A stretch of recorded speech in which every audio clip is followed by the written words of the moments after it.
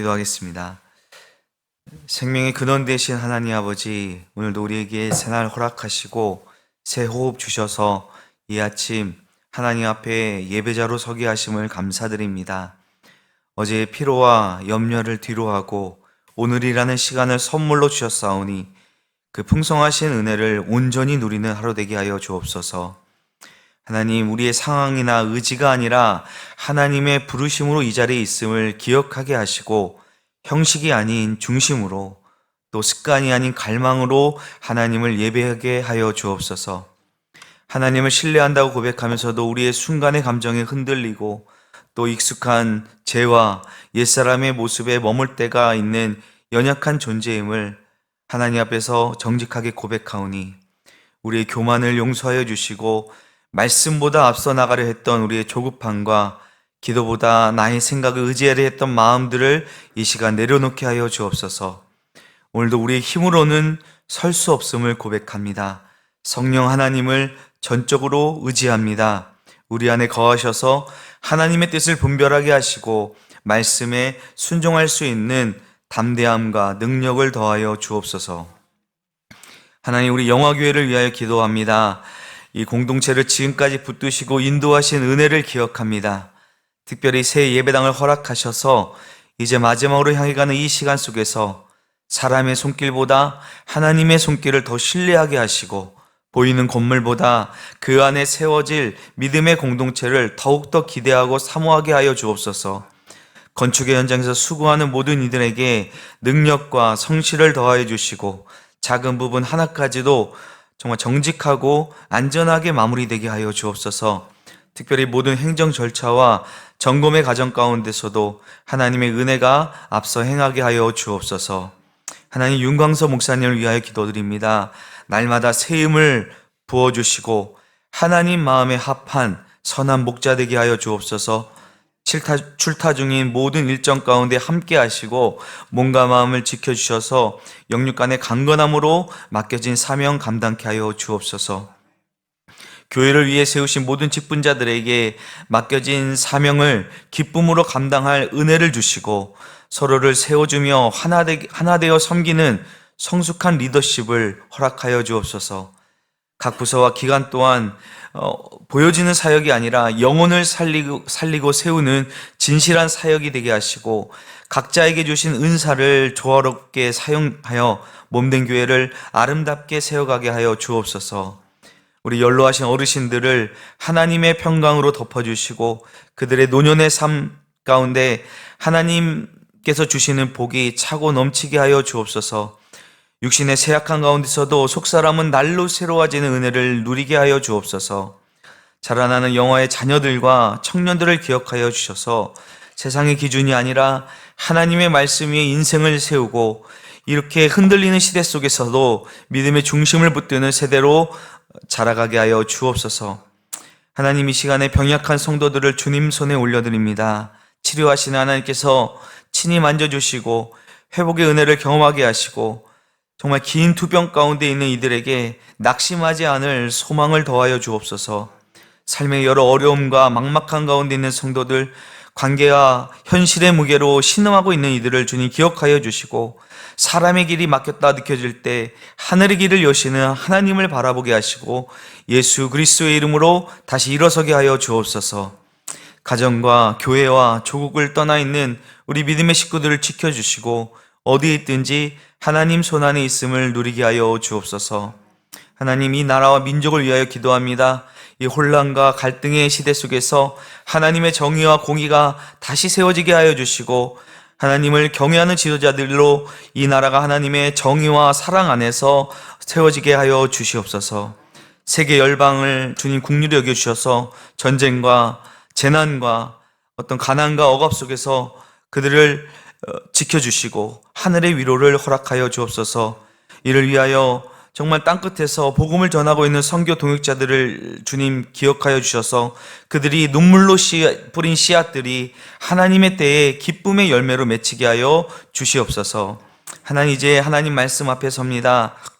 이 말씀이 오늘 우리의 삶을 이끄는 살아있는 기준이 되게 하여 주시고 듣는 데서 멈추지 않고 순종으로 살아내는 오늘 하루 되게 하여 주시옵소서. 감사드리며 이 모든 말씀 우리 주 예수 그리스도의 이름으로 기도드립니다. 아멘. 우리 하나님 말씀 함께 보도록 하겠습니다. 마태복음 5장 27절에서 37절까지 말씀입니다. 마태복음 5장 27절에서 37절까지의 말씀, 저와 함께 하나님 말씀 읽도록 하겠습니다. 또 간음하지 말라 하였다는 것을 너희가 들었으나 나는 너희에게 이르노니 음욕을 품고 여자를 보는 자마다 마음에 이미 간음하였느니라. 만일 내 오른 눈이 너를 실족하게 하거든 빼어내버리라. 내 백체 중 하나가 없어지고 온몸이 지옥에 던져지지 않는 것이 유익하며, 또한 만일 내 오른손이 너를 실족하게 하거든 찍어내버리라. 내 백체 중에 하나가 없어지고 온몸이 지옥에 던져지지 않는 것이 유익하니라.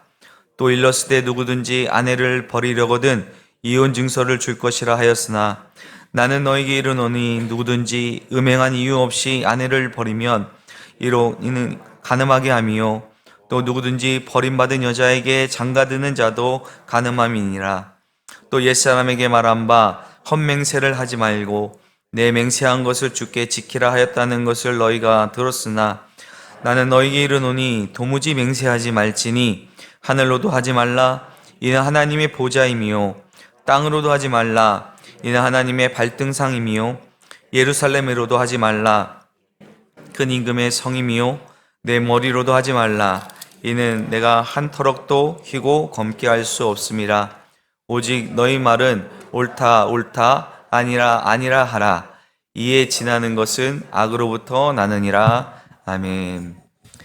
어제 말씀에 이어서 우리는 계속해서 예수님께서 유대인들이 갖고 있던 어떤 굳어진 외적인 그런 어떤 신앙의 모습, 신앙의 관념들을 그들은 하나님의 어떤 율법과 계명을 지킨다고 말하지만 그 율법과 계명 안에 담겨져 있는 하나님의 마음과 또 그 율법과 계명이 향하고 있는 그 방향은 온전히 살피지 않고 그저 자신들이 만들어 놓은 어떤 장로들의 전통을 따라서 외적인 기준을 정해놓고 그것만 어기지 않으면 율법을 다 지킨 것이라고 생각하는 그들의 신앙의 모습을 보여주시며 그것을 깨트리시는 말씀을 계속 선포하고 계십니다. 그러므로 진정으로 이 율법과 계명을 지킨다는 것이 무엇이냐? 그저 작은 것 하나쯤이야. 겉으로 드러나지 않는 것은 상관이 없지 않나라는 그들의 어떤 껍데기 신앙을 드러내 보이시면서 하나님의 말씀을 온전히 지켜내는 하나님 나라 백성은 어떤 사람인지를 자세하게 가르쳐주고 계십니다. 오늘은 살인에 이어서 이번에는 간음에 대한 문제입니다. 또 간음하지 말라 하였다는 것을 너희가 들었으나 나는 너희에게 이르노니 음욕을 품고 여자를 보는 자마다 마음에 이미 간음하였느니라. 자, 여기서 한 가지 예수님께서 가르치시는 방법의 이 패턴이 있습니다. 너희가 어떤 옛사람, 옛계명 그것을 들었으나 나는 너에게 이르노니 이 방식이 반복되고 있는데 보통 이 서기관들과 바리새인들이 율법을 가르치는 사람들이지 않습니까? 그 사람들이 가르치는 방식은 모세가 말하기를 또는 성경이 말하기를 그러니까 그들이 계속해서 이 내려오는 그들 사이에 내려오던 가르쳐온 전통적인 구전의 방식으로 해석을 알려줍니다.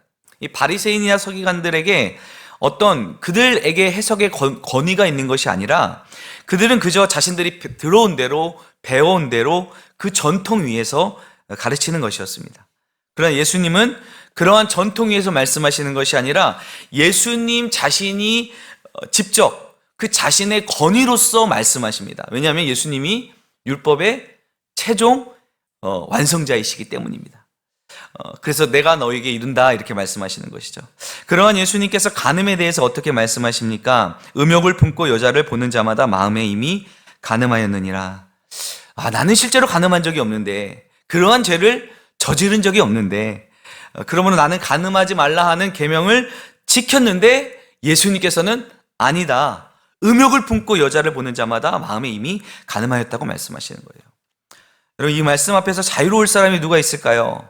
그런데 우리는 이 말씀을 좀 더 자세히 들여다볼 필요가 있습니다. 이 말씀을 좀 더 그 원어의 표현을 살려서 번역한다면 욕망을 품은 채, 그러니까 욕망을 위해 바라보다라는 뜻입니다. 어떤 의도적인 시선, 욕망의 어떤 방향을 가리키고 있는 말씀입니다. 내 마음이 어디로 향하고 있는가? 성경은 인간이 가지고 있는 모든 욕망 자체를 부정하지 않습니다. 식욕과 마찬가지로 성욕도 기본적인 욕구입니다. 그러나 그 욕망이 관계를 파괴하는 방식으로, 그런 방향으로 사용될 때, 즉 상대방을 하나님의 형상으로 바라보는 것이 아니라 나의 만족을 위한 대상, 그 대상으로 바라보는 순간 이 욕망이 죄의 방향성을 갖게 되는 것이죠. 그렇게 욕망을 가진 채 상대방을 바라본다면 그것은 이미 마음에 간음하였다는 것입니다. 유대인들에게 있어서는 이 간음이란 죄 또한 중한 죄입니다. 공동체를 무너뜨리고 가정을 파괴하는 명확한 범죄 행위입니다. 그렇기 때문에 이 마음에 이미 너희들 간음하였다라는 말씀은 나는 간음하지 않았어 라고 생각하는 그들에게는 이 예수님의 말씀이 충격적으로 다가왔을 것입니다. 여러분, 그렇다면 예수님께서 왜 이 말씀을 하셨을까요? 이 말씀은 우리로 어떤 막 죄책감을 일으켜서 절망하도록 하는 그런 연유로 말씀하셨을까요? 어쩌면 이 말씀은 나는 간음하지 않았다, 눈에 보이는 죄를 범하지 않았다, 괜찮다, 그래서 괜찮다라고 생각하는 우리들에게 너희들 다 죄인이야, 너희들 다 간음한 자야 라는 그런 고발에만 멈추는 것이 아니라 하나님 앞에서 정직하게 나 자신을 들여다보게 하시며 과연 나의 시선은 상대방을 존중하고 있는가? 나는 과연 하나님께서 내 주변에 허락하신 이들과의 그 관계를 소중하게 여기고 지키려는가? 아니면 그것을 소비하고 내 욕망의 도구로 다루고 있는가? 오늘 이 말씀의 거울 앞에서 우리는 살펴볼 수 있어야 할 것입니다. 예수님께서는 이 간음을 단지 드러내는 행동의 문제로 끝내지 않으시고 관계를 바라보는 우리의 마음의 시선을 살펴보게 하시는 것입니다. 그렇다면 우리는 이런 마음을 어떻게 다뤄야 할까요? 예수님께서 곧바로 29절 30절 말씀에 어찌 보면 정말 과격한 센 말씀을 하십니다. 만일 내 오른눈이 너로 실족하게 하거든 떼어내버리라. 또 내 오른손이 너를 실족하게 하거든 찍어내버리라. 내 백체 중 하나가 없어지고 온몸이 지옥에 던져지는 것보다 유익하다라고 말씀하세요. 이 마음의 문제를 실제 삶의 결단으로 밀어붙이는 말씀입니다. 급진적인 자기 절제와 결단을 요구하고 계신 것이죠. 여기서 오른손, 또 오른눈, 오른손이라는 표현은 우리도 그런 문화가 있지만 유대인들에게도 이 오른이 더 중요한, 오른손, 오른눈이 가장 귀하고 유용한 것, 그런 걸 뜻합니다. 그렇다면 이 표현은 사람에게 가장 소중한 것, 내게 가장 없어서는 안 될 것처럼 여기는 것일지라도 라는 말씀으로 전제를 하는 것입니다. 그런데 그것이 실족하게 하거든, 실족하다, 이 말은 걸려 넘어지다, 함정에 빠뜨리다라는 의미를 넘어서 하나님께 나아가는 길에서 미끄러뜨리다라는 그런 의미를 담고 있습니다. 그러니까 하나님과의 관계를 계속해서 무너뜨리는 통로, 그것이 바로 실족하게 하는 것, 그것의 의미입니다. 그것이 내게 소중하고 가장 귀하고 유용한 것이라 할지라도 반복적으로 그것이 나를 죄의 방향으로 끌고 가고 있는 것이라면, 곧 나를 실족하게 하는 것이라면 그것을 빼어내버리라, 찍어내버리라. 예수님이 자해하라고 하시는 말씀이 아닙니다. 여러분, 실제로 눈을 빼내버린다고 해서 음욕이 사라질까요? 도벽에 있는 사람이, 도박하는 사람들이 손을 자른다고 해서 그 죄의 습성이 사라질까요? 어떻게 보면 예수님의 이런 표현 방식은요, 당시 랍비들이 자주 쓰던 그 과장법의 방식이었을 수 있습니다. 일부러 충격적인 표현을 사용해서 그 사람을 깨우는 것이죠. 예수님의 의도는 너희들 그만큼 죄를 결코 가볍게 여기지 말라는 것이죠. 내 삶의 죄의 통로를 끊어내는 일을 결코 미루지 말라는 말씀입니다. 단호하게 말씀하십니다. 빼어내버리라, 찍어내버리라. 죄와 결코 타협하지 말라는 말씀입니다. 여러분, 이런 신앙의 결단을 하고자 할 때 당연히 손해를 볼 수 있습니다. 그러나 예수님은 그것이 우리에게 유익하다라고 말씀하시는 것입니다. 이어서 31절부터 새로운 사례가 이어집니다. 또 일러스되 누구든지 아내를 버리려거든 이혼 증서를 줄 것이라 하였으나 나는 너에게 이르노니 누구든지 음행한 이유 없이 아내를 버리면 이는 그로 간음하게 하며 또 누구든지 버림받은 여자에게 장가드는 자도 간음함이니라. 이 부분 참으로 조심스러운 부분입니다. 우리가 이 말씀을 가지고 함부로 누군가를 판단하거나 정죄해서는 안 될 것입니다. 다만 오늘 이 말씀의 그 전체적인 흐름 가운데서 예수님께서 그 계명 안에 담겨져 있는 하나님의 마음이 무엇인지, 그리고 그것이 단지 외적으로 드러나는 것을 지키는 것만으로 괜찮은 것이 아니라 우리의 내면에, 우리의 마음속에, 또 관계 가운데 이 말씀이 계명을 주신 하나님의 의도대로 과연 말씀을 내가 지키고 있는가를 살펴보아야 할 것입니다. 우리말 성경에는 그 느낌이 이게 제대로 표현되어 있지 않다고 해요. 여기서 이 누군지 아내를 버리려거든 이라는 표현은요, 이 헬라어로는 상당히 거친 표현이라고 합니다. 감정을 고려하지 않고 내쳐버리다 라는 그런 표현을 쓰고 있거든요. 이 표현 자체가 당시의 어떤 문화와 현실을 보여줍니다. 당시 유대사회의 이혼은 전적으로 남성의 권리였습니다. 여자는 이혼 요구가 불가했어요. 남편이 그냥 내보내면 끝이었다고 합니다. 신명기 24장 1절 말씀에 수치되는 일이 있으면 이혼 증서를 써줄 수 있다. 그래서 이 수치되는 일이 무엇이냐라는 해석을 두고 당시에도 그 사회적 논쟁이 분분했다고 합니다.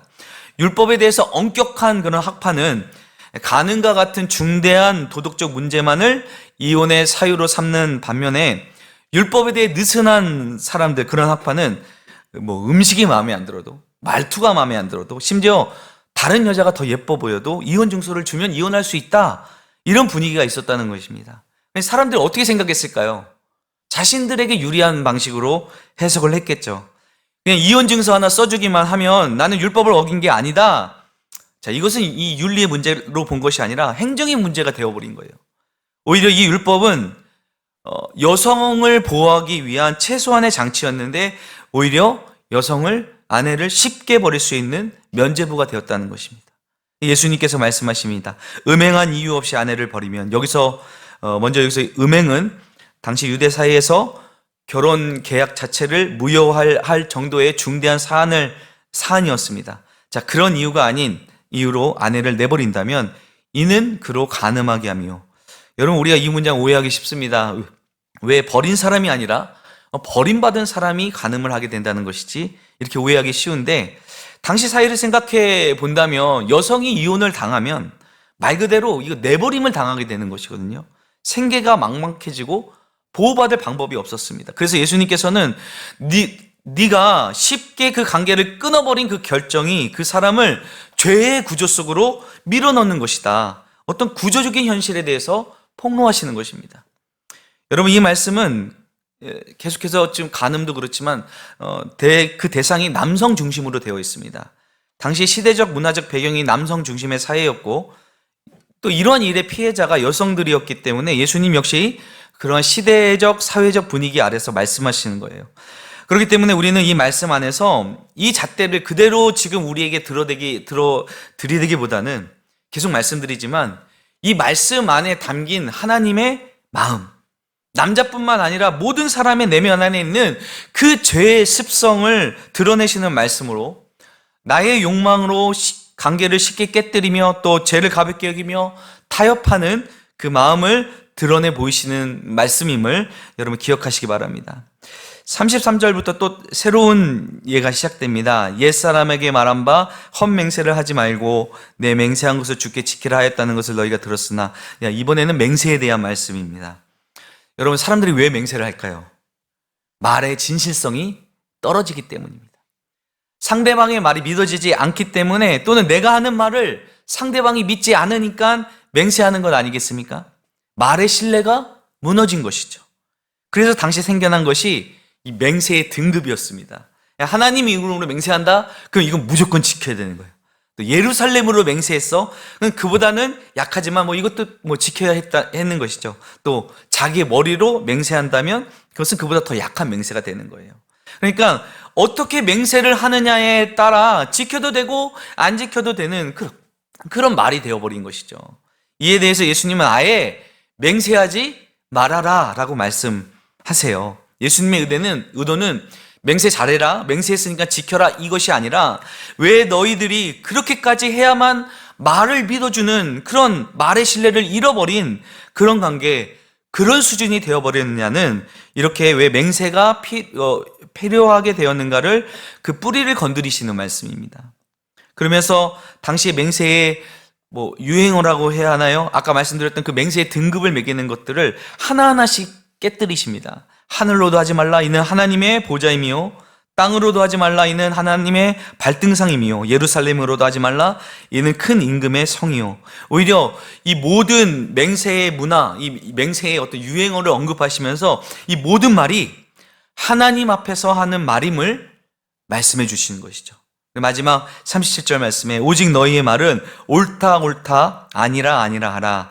이에 지나는 것은 악으로부터 나느니라. 맹세로 말의 진실성을 확보하는 것이 아니라 모든 말을 하나님 앞에서 하듯이 신실하게 진실하게 하라는 말씀입니다. 옳다 옳다 아니라 아니라, 이거는 히브리식 강조 표현인데 의역을 하자면 예라고 말할 수 있는 삶을 살고 또는 아니요 라고 말할 수 있는 삶을 살라는 것입니다. 하나님 앞에서 정직한 삶, 또 진실한 말을 하라는 것이죠. 자, 이에 지나는 것은 악으로부터 난다. 즉 우리가 하나님 앞에서 정직한 삶, 진실한 말을 하지 않고 맹세를 통해 말의 진실성을 확보하려는 그 기저에는, 그 내면에는 악한 동기가 있을 수 있습니다. 그리고 결과적으로도 그것이 우리로 하나님 앞에서 신실하지 못한 사람으로 드러나게 된다는 것이죠. 여러분, 어쩌면 오늘 말씀은요, 우리에게 여간 부담스러운 말씀이 아닐 수 없습니다. 예수님께서 우리의 마음을 폭로하시는 것은 우리를, 아까도 말씀드렸지만, 죄인의 자리에 머물게 하시려는 것이 아니라 우리의 연약함을 고백하며 하나님을 더 의지할 수밖에 없는, 하나님께 더 나아가는 그 은혜의 자리로 우리를 초청하시는 것입니다.